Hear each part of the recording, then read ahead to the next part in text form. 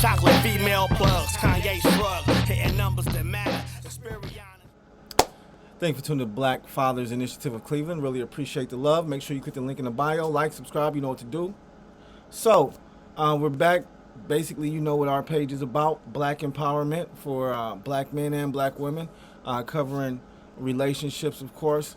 And, of course, black fatherhood. So, this is what this interview here is about. So, I'm just going to, like I say, jump in and out. It's pretty much what I do. Give my perspective on some of the things that are being said. And, you know, like, subscribe. If you got a comment, you want to drop a comment, I definitely get back to comments. So definitely drop a comment. And, yeah, let's get to it. What's your most consistent? That was great. Thank you. What's your most consistent feeling as a father? I think it's similar to Kofi's. I think there's a feeling of it's excitement mixed with sort of fear and reservation. Right? I'm excited because I know how I'm raising my daughter. I know what I'm, the things that I'm, helping her to understand and trying to get out of her way and her growth. And so I'm excited about that because I see her growing into this very strong, independent, strong-willed, strong-thinking young lady. But then the fear part is that when she goes out into the world, will the world receive that? And allow that, as you said, will allow that fire to really burn bright, right? And so my fear is that she will somehow, I don't want her to diminish herself in the face of those people who may be ignorant to the type of person, the type of human being that she is, right? Yeah. So it's like that constant battle with me to be excited and then to try to prepare her for those moments where she may meet those people who don't understand the growth and the power of women, right? And then try to diminish or hold that or corral that in some way. So it's this constant sort of roller coaster of emotion. Yeah. I'm excited about her growing up, right? But then as she gets closer to 18, I'm like, I can't be with her. I can't go and say, hey, look, man, that's some ignorant stuff that you're saying. This is a powerful woman right here. Just treat her that way. So, but if I may, because Kofi, you said something that just struck my spirit, and I think it struck a lot of people's spirit when you said it. And it's this whole notion of trying to provide a witness and modeling a certain pattern of respectability and relationship that a daughter will be able to say to herself in those moments, my father would not have treated me this way. Yes. Oh, and absolutely. neither will you. Yes, because you can see a lot of, because a lot of women or a lot of families are missing their fathers. So you find mothers doing all the jobs. So sometimes there's that piece missing. And we even though, excuse me to say, our mothers are doing a great job, but they still need us. You can't be like, I'm the strong black woman, I can do it by myself. Yes, you can do that by yourself, but you still need us in a way. So once we are in that space and we can provide that kind of security, the girl go out, they will not tolerate any abusive boyfriend or girlfriend or whatever, any relationship, they will not abuse it because as a father or as a male figure, we are like a strong pillar for them. You are their protectors. And that's what I want to have for my children. I'm constantly trying to be the strong father figure for them. So if anything goes down, they still can come home and say, Daddy, what can we do? I'm still there. I want them to be secure in the world. That's rich. That's right. I'm going to ask you more of a therapeutic question. Okay. Because you traffic in that space. Well, I just want to reiterate what he just said. And once again, my comments are open. You can drop a comment if you like. What I'm about to say might be controversial, but I feel like there's the reason why a lot of our young black women, as well as some of our older black women, lack self-esteem and tolerate men treating them any kind of way. A lot of it is because there was no man in the household. They were raised by their moms, in which, once again, like you said, mothers did a great job. I've seen women out here, who were raised by single moms who definitely out there getting the bag. But just because you get in the bag doesn't mean that, you don't have any issues. Because I know a lot of women out here getting the bag, but got a bum laying up in their house. Okay? Got a bum, you know, they paying all the rent and buying everything. You know, I feel like that's something a lot of women do. And I'm not, it's something a lot of women do and shouldn't do, because if you had a man in the household, your father would have told you that, no bum ass niggas, don't be dealing with no bum ass niggas. If he don't have the same thing as you, then you probably don't need to be dealing with him, because he ain't got nothing to lose.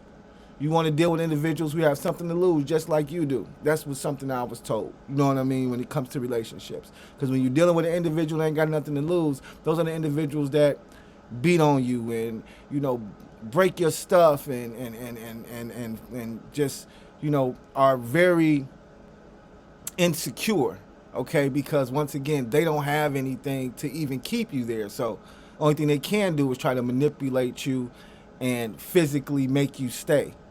So, yes, you know, once again, in my opinion, that father figure in the household is very, very important to our daughters' futures. So, a lot of you men who aren't taking care of your children, y'all need to take care of that and get on that ASAP. So how, you know, the cliche is often that men are searching for their mothers, and that girls are searching for their fathers, right? Right. And that often the cliche is, you tell me if it's in error, that women, when they get of dating age and of marrying age, they tend to look for their dad. Right. I think that's true. I think that whether the father be, whether he was a positive father figure or not, right? I think that they just the fact of being born to this man and being impacted in the life of however much time. Well, I would say another reason is because as a little girl, the first man that you are in love with, or the first man that you love, is your father. So if your father isn't there for you to give that love to, or to show you that love, then that's definitely an issue that unfortunately a lot of our women have to face when they get older.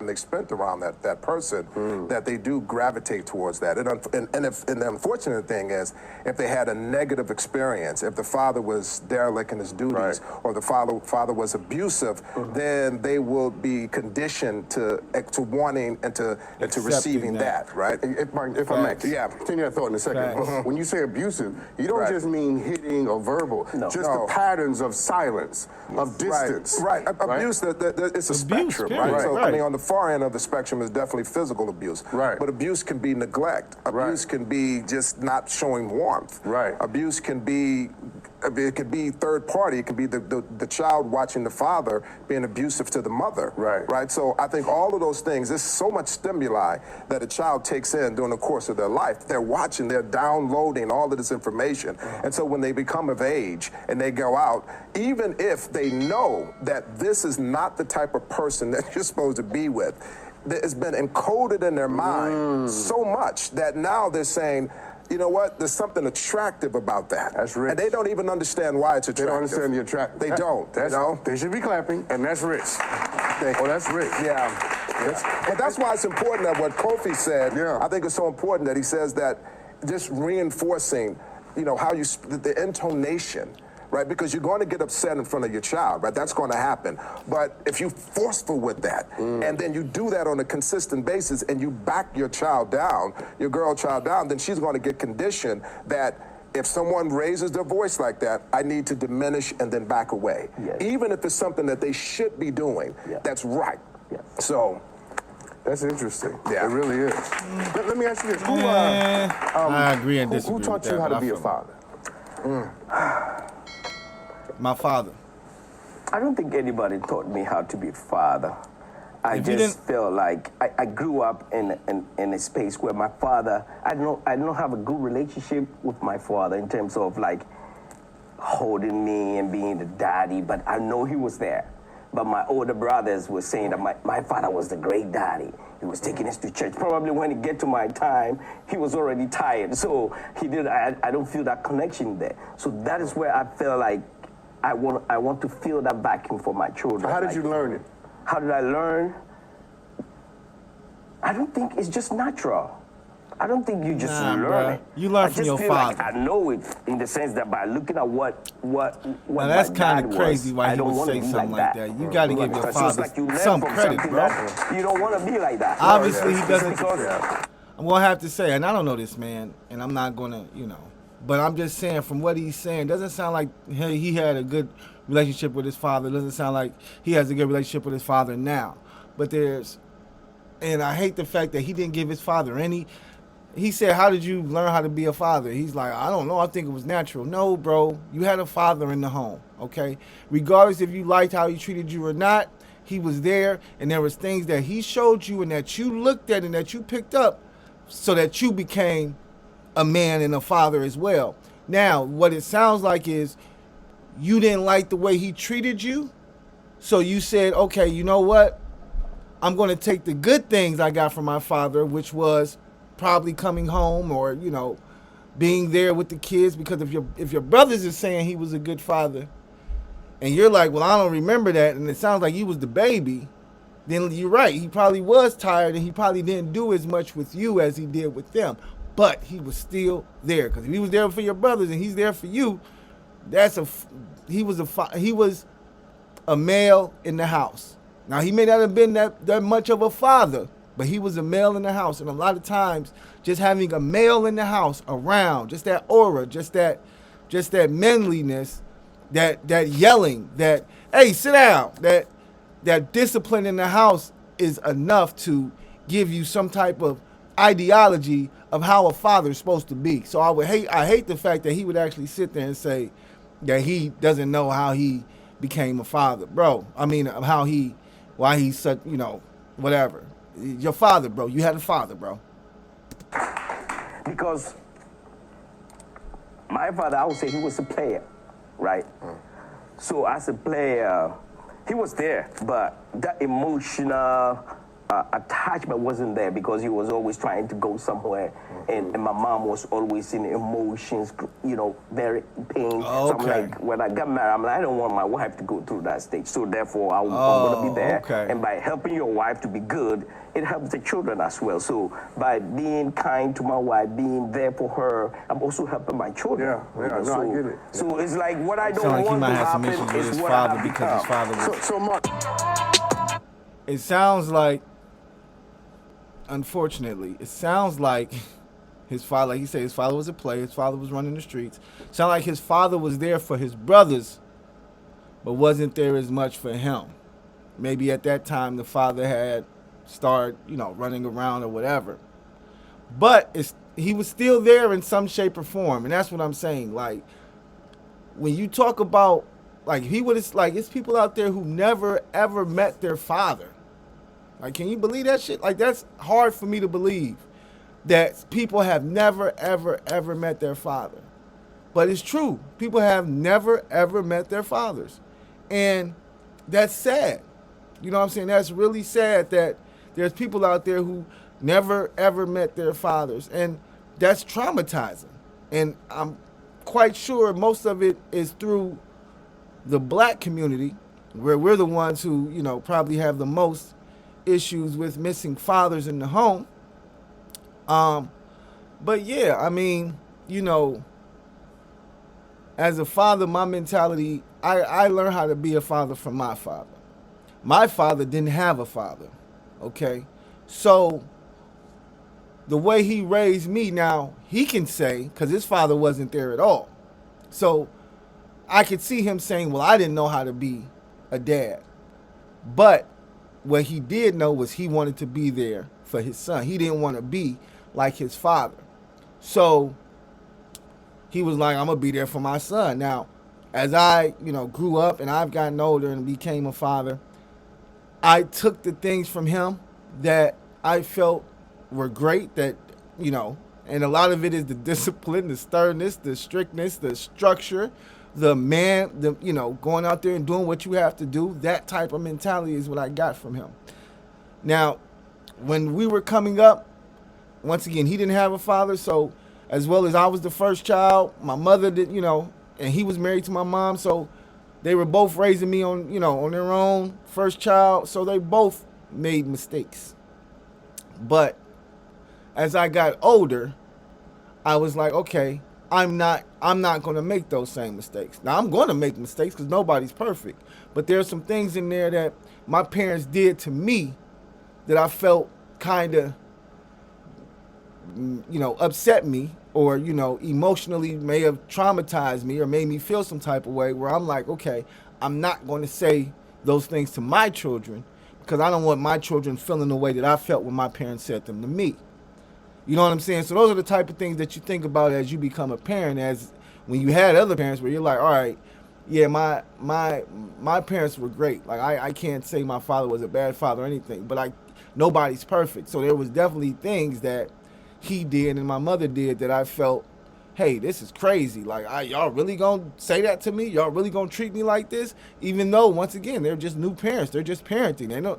They're just thinking they're doing what is right. Even though as a child, when we were coming up, we weren't, that whole being emotional and talking back and saying how you feel, that we didn't do that, okay? That just wasn't something that we did. That's something that these new kids do, and it's something newer for them. But we didn't really do that. Like, if you talk back to your mama, if your mama said something and you said something back crazy, you was liable to get popped in the mouth.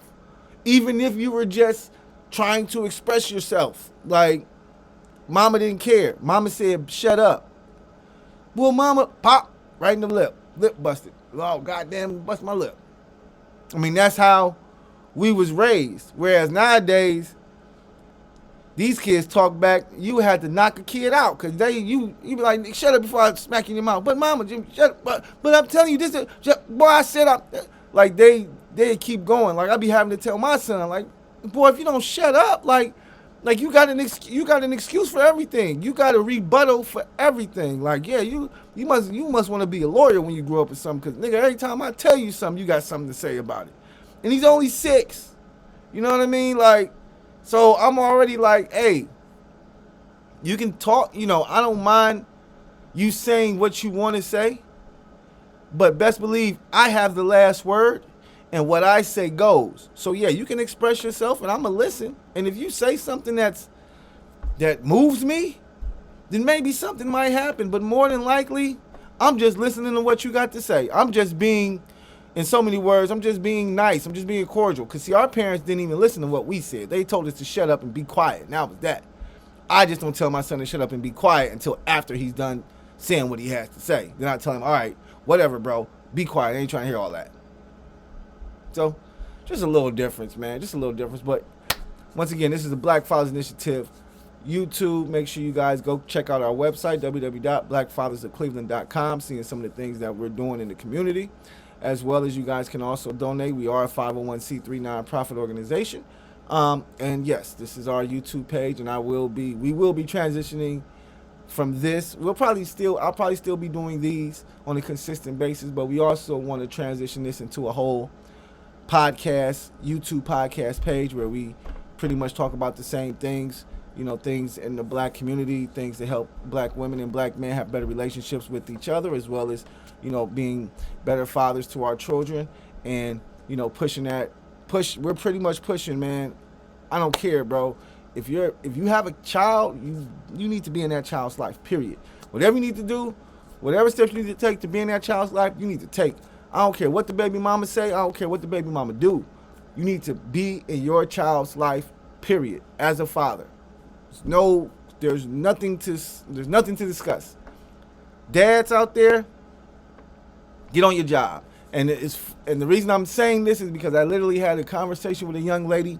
We spoke for probably about an hour and a half about things going on in the black community with relationships, but her thing that she was telling me about was how she was coming across a lot of men, who didn't care about taking care of their kids. And this is a black woman. So these men are black men that she's coming across.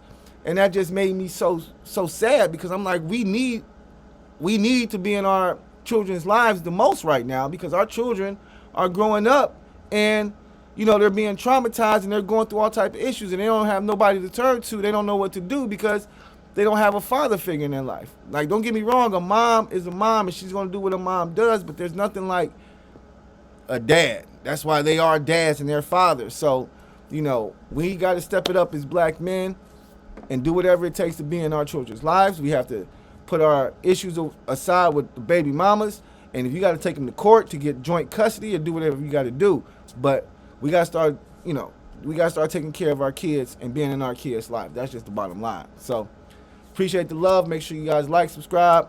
Peace.